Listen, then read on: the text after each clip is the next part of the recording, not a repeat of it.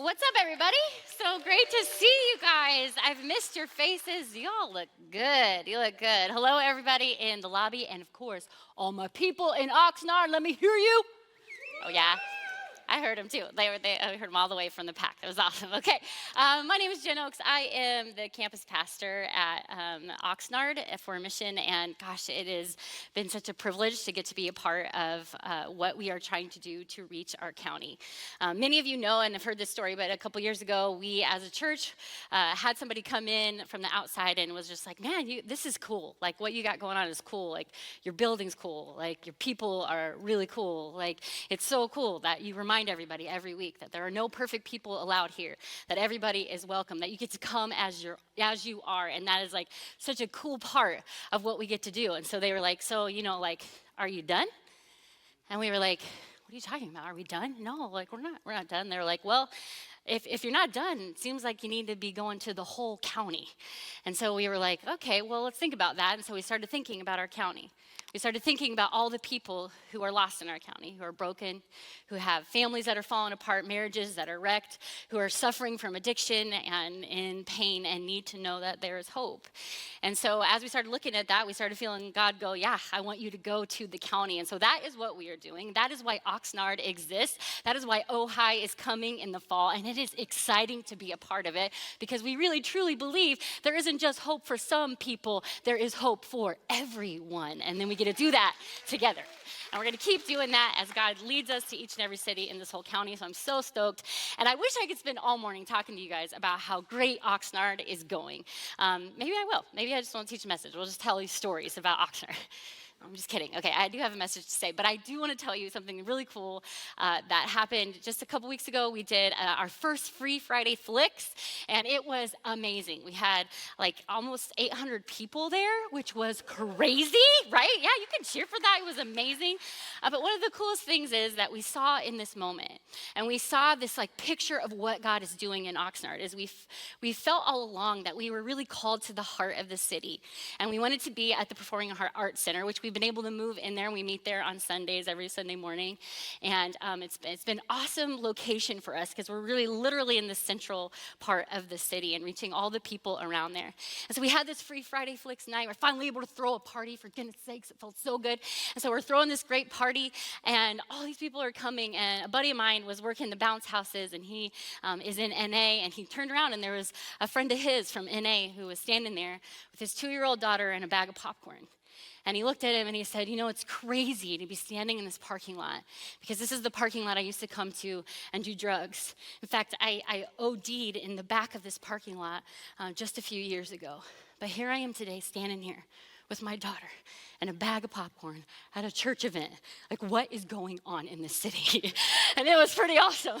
And that's what God is doing. That's what he's up to. And he's going to be up to so much more. And it's so amazing to get to do this together.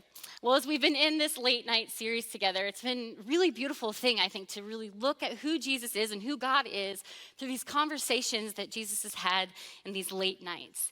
And so tonight, what we're going to do is we're going to look at some of his very last late night conversations on the cross. And we find Jesus in this last late night conversation right after what we've talked about the last couple weeks, where he was in the garden and he was like literally under so much pressure. He actually went to his father and said, can you please take this cup from me? Like, I don't want to do this. I don't want to go through this. And then God said, I want you to, because we know what's on the other side. We know resurrection is coming, so you're going to do this. And so he says to his father, not my will, but yours be done. So last week we talked about how he was in the garden, betrayed by a kiss. Judas comes up, kisses him, and they take him away. And he's been brought before Pilate, and Pilate is looking at him and hearing his story, and he's like, I see no fault in this man. Like, why are you wanting to crucify him? So he tries to find a way out. He literally washes his hands of the situation, and he brings a murderous, horrible person in front of the crowd named Barabbas, and he says, I can release one of these prisoners. Who do you want? And the crowd shouts, Barabbas, Barabbas, give us Barabbas. And so he does, and they take Jesus back, and they begin whipping him, flogging him. They give him a cross that he carries up a mountain called Golgotha Hill, which means like Skull Hill. And he carries his cross up there, and they nail his hands and his feet to the cross, and they whip him. And his mother is there, and some of his disciples have come, and there's soldiers casting lots for his clothes on the side, and people are yelling, "Crucify, crucify," as he has this King of the Jews written above his head. And at the moment that he breathed his last, the curtain in the temple splits in two, and darkness fills the sky. And that's Friday. And then he gets put in the tomb, and we wait. And we know what happens. That's the good part of the story, because we celebrate it next week, and it's Easter, and that's like the good news, that we know the resurrection is coming. But what I want to talk about today is this space between Friday and Sunday. The space between when we say yes to God, okay, I don't want to do this. This is like not my will, but yours be done. I'm going to obey. I'm going to step out into faith. And maybe for some of you today, you're like not even sure if you believe any of this. You're not sure what you're doing here. And your big step of faith is like, I'm going to show up at a church today, even though I don't know what I'm about to see. You're welcome here. You can belong before you believe around this place. But this moment where he says, okay, I'm going to obey. I'm going to do what you've asked me to do. And this space between that and the resurrection. The space between when he decides to die and when we see new life. What happens in the space between? I'm guessing that some of you may feel like you're there today in this space between surrender and new life, where you have decided to obey God, but you're right here. And you're feeling like it's Friday. And you even think like Sunday is coming, like hopefully there's going to be new life on the other side of this. Hopefully my obedience is going to mean that on the other side, I'm going to experience the life that I am hoping for. But right now, it feels like I'm in the middle, like I'm in the dark, like it's scary and lonely here. Anybody know what that feels like besides me? Kind of reminds me of when you try to grow a plant. Any gardeners in the room? Anybody? Y'all know I have a love-hate relationship with gardening. I've talked about it before, okay? Here's the problem with gardening. Patience, okay? You have to have patience, and it is annoying to have patience, okay? So like, for example, I have this little plant. I got it a while ago, but I'm scared to grow it because every time I buy one of these, it says everything to do. It is very clear. It's like, put it in, add some water, and then, whoo, you're gonna have this beautiful, whatever that is, I can't pronounce it, okay, pretty red flower. And it's like, oh, cool, I can do that, like I can handle that, right? But then the problem is usually what ends up happening to me is I end up with a cute little tin bucket and like mud on the inside. I'm like, I don't know what I do wrong exactly, but for some reason it never turns into anything, and I don't really want a bucket of mud around my house. But here is the thing, I think so often when we are in this space between, when we are right here, what it feels like is we are a seed that has been planted. And it takes a while for it to grow. Like there's growth happening here. God is doing work in here. Stuff is happening in here, but a lot of times we can't see it above the surface. And do you know what happens to a seed when it is planted?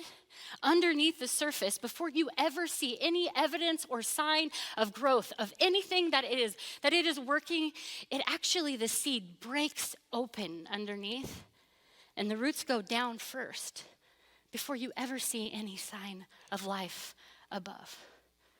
So I just want to encourage you today, if you are here, if you are in the space between, if you are a seed that has felt like you are planted and it is dark and it is lonely and you don't know if it's working, and patience is hard and you're tired of being patient, hang on, because there's new life on the other side. If you will trust in God and if you will trust in his process, there's life on the other side. See, a lot of times what we do when we're waiting for the plant to grow is we like dig it up to see if it's growing. Like, is this working? I don't know if this is working. Maybe I need to like excavate it a little bit and see if it's working. Like, no, that actually kills it. From experience, I know that, okay?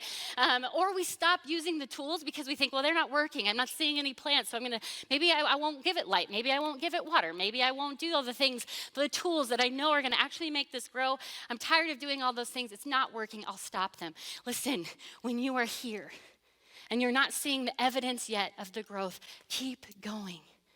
Keep going to meetings. Keep showing up for counseling. Keep talking to your friends. Keep showing up here. Keep engaging in community. Keep being honest. You are going to see growth, but it takes time and it takes patience. And when we are in here, it is really hard. And it can be dark and it can be lonely. But don't stop using the tools. Don't stop allowing yourself the time it takes to grow in this space between. Because usually there's a death to self, a death to habits, a death to unhealthy relationships, a death to control.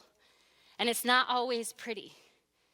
And a lot of times it's dark, and it's scary, and it's lonely. And we'd often trade it if we could. We actually would ask God, could you take this cup from me? And he says, no, because that is where you're going to see growth, and I'm not done yet. Be patient in the process. And if you're there today, I'm talking to you. And that's where we find Jesus on this Friday night, in this space between death and resurrection. And we get to listen in and listen to his late night conversations that he has on the cross.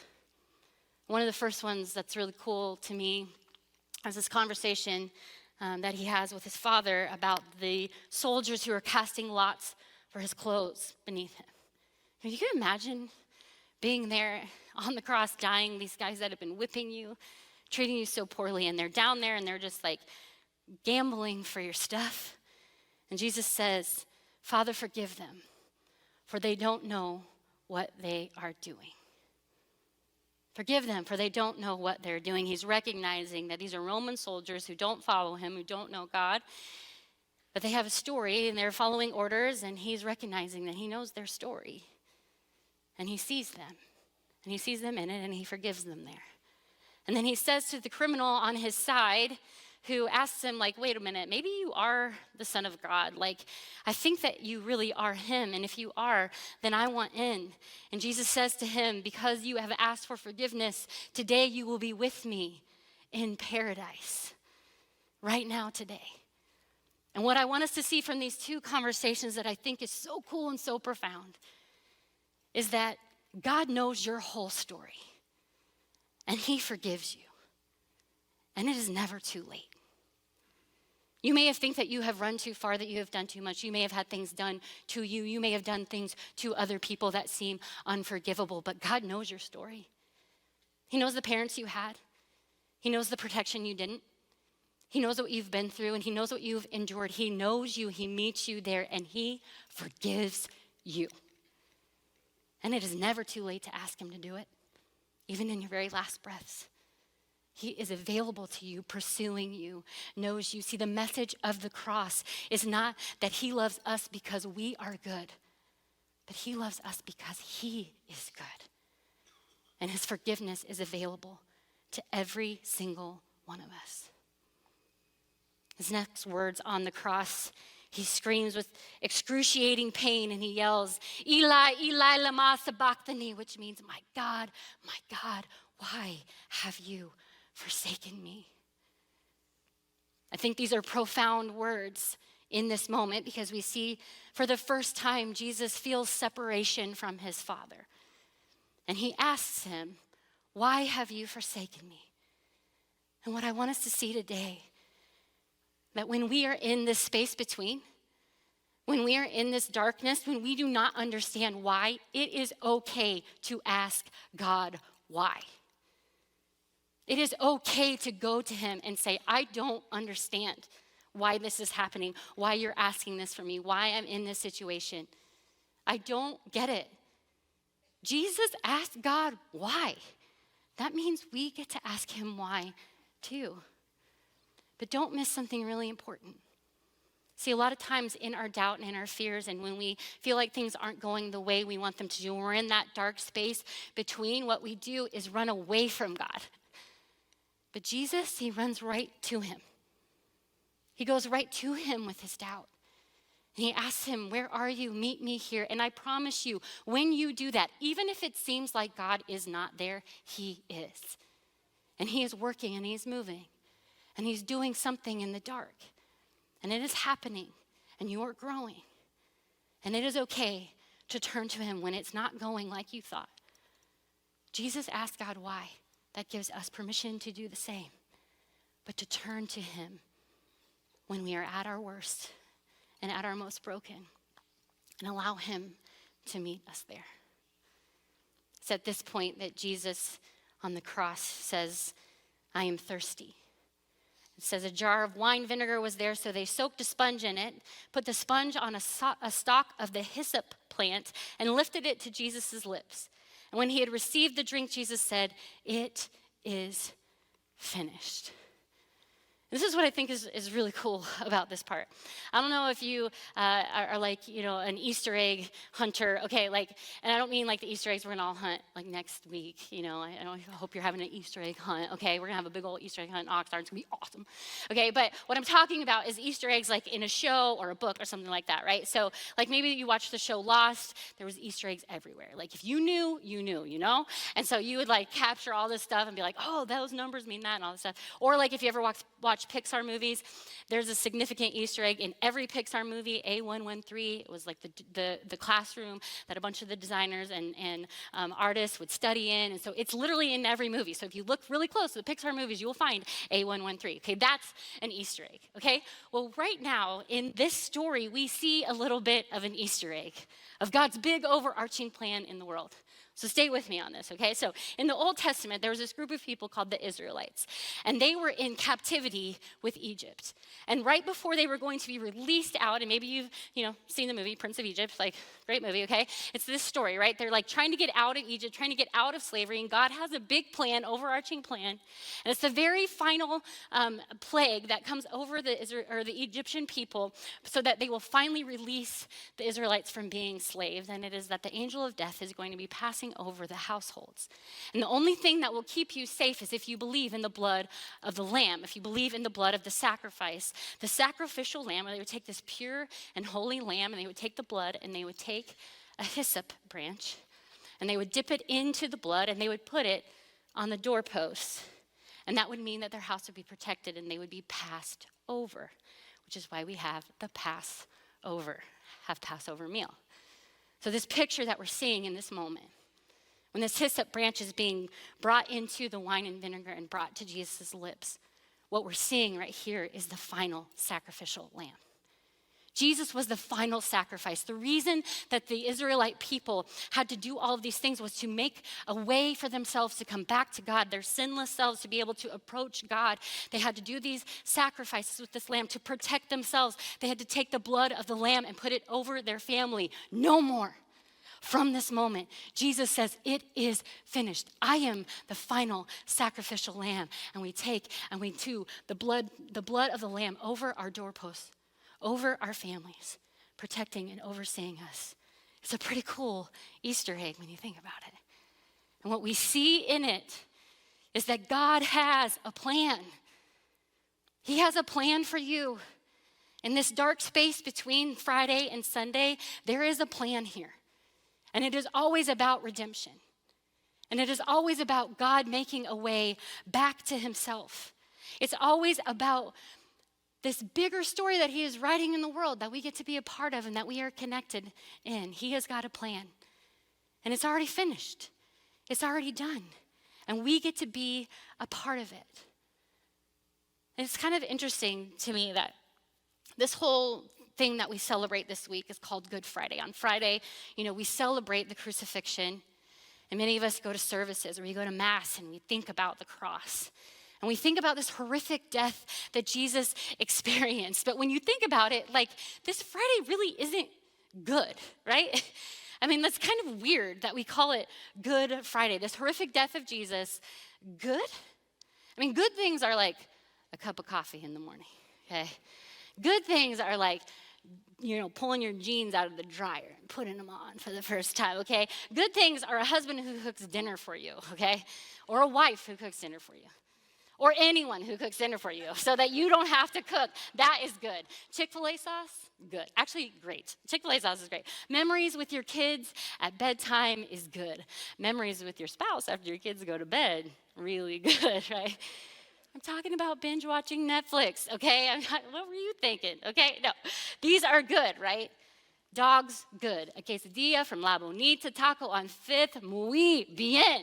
A day at the beach, a day with your good friends, a day without your bad friends. This is all good. This brutal death of Jesus, good. But this is the backwards plan of God, that this death would bring life, that loss would bring gain, that his pain would bring our healing, that what looked like the end was only the beginning, the blood of Jesus on the cross, the one sacrifice to cover it all. And no one else could have accomplished this plan but the perfect Son of God, his death, God's plan of redemption. And that is what makes it good, that God took the darkest night in history and made it good. And he can do the same thing for you. You know, when we're in that space between, we always have a lot of what ifs, you know, like what if it doesn't work out? What if he doesn't call me back? What if I can't pay my taxes? What if I haven't paid my taxes yet and they're due this week? Hint, hint, I haven't, so I gotta get that done this week. What if I can't get clean from my addiction? What if I come clean from my addiction and everybody leaves me? What if we can't make this marriage work? What if it doesn't work? What if, when we are in this dark space between, there are so many what ifs. My challenge and invitation to you today is when you surrender your plan to the plan and the redemption of Jesus, you get to say, what if it's good? What if he takes what is broken and what is hurting and what is your worst case scenario, and what if it happens? And what if he is so good that it's actually good? See, that's what happens when we surrender our lives to Jesus. God's redemption always comes through. And if it hasn't come through for you yet, it's just because he's not finished yet. Hang on. Keep going. He hasn't forgotten you. The story is not over, and the enemy does not get the last word. Wait for it. Good is coming. Trust his plan. That's what Jesus did, which is what made him able to say what he said at his final late night conversation with his Father on the cross. He says, Father, into your hands I commit my spirit. And when he had said this, he breathed his last. I like to picture this moment as like full release, like absolute letting go. I mean, I don't like it because I like control. I like to hold things. I like to pretend like I'm in control even when I'm not, and I'm in charge even when I have no authority. Okay, that's actually what I prefer. But this picture of Jesus, when he has come to all of these realizations of who his Father is and what is happening, and his final release, his final choice is to let go and surrender and trust that he could place his life in his hands, his spirit in his hands. See, here's what I've learned, is that I need a Savior, and I'm not a good one, but I have one, and so do you. And when we take this opportunity to take our life and place it in God's hands, he does amazing things with it. And he gets us all the way to the other side. When we say, into your hands, I commit my spirit, my heart, my mind, my body, my soul, my future, my longings, my relationships, my children, my time, my brokenness, my past mistakes, into your hands. I commit every little detail. I give it all, every part. I can trust you with my life. Into your hands, I commit my spirit. And we have the opportunity to do that in a couple of ways. First of all, next week through baptism, it is this kind of like one-time choice of saying, yes, from now on, I commit to you my life, and I want to follow you. And I want to encourage you, if you haven't already made that decision, to swing by the baptism table today and talk to somebody about what that looks like. Because if you will do that, you will go on this journey, and it may not be all up and to the right in roses, but you will see new life on the other side. And for those of you who have already committed your life to Christ, it's really just every day, every detail, into your hands. I commit it all. And that's the invitation today. To see this week as we observe this and hopefully take some time out of our busy lives to think about Good Friday and experience that.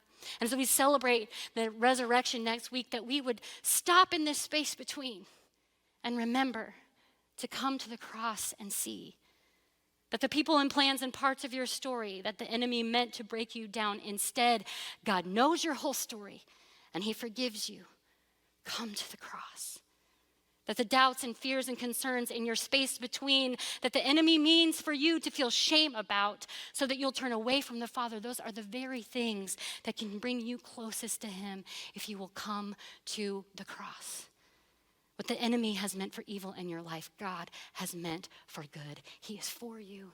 He is for you. He is for you. He is for you. Come to the cross.